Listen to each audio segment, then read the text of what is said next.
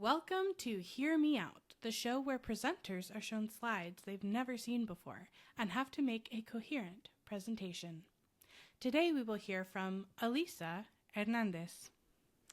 Thank you all so much for coming to my presentation today on Titanic, a fundamental piece of movie cinema history.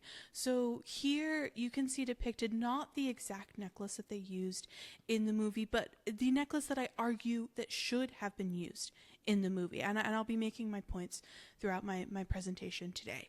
I first want to begin by noting that this necklace should evoke the same feelings that you get when you look at a precious kitten. You want to squish it and destroy it because it's so cute, but you also just want to hold it and cradle it and pet it.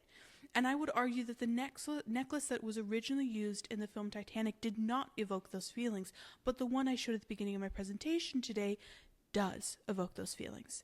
The other crucial piece that this necklace should have is that the gem that sits in the middle should be beautifully round like an orange, right? It should feel like you are wearing something as massive as an orange is on your neck. And that is the one point that I will give that the movie did do, is that was a chunk of a rock on her neck.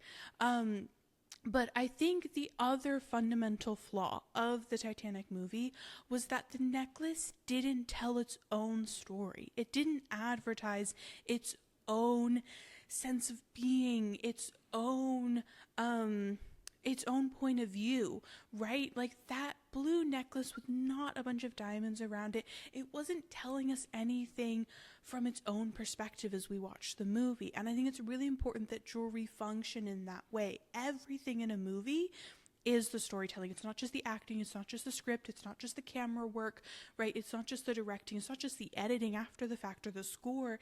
It's every piece of jewelry and clothing and every element. And I think that when you look at the necklace in Titanic, that is such a crucial piece of that story.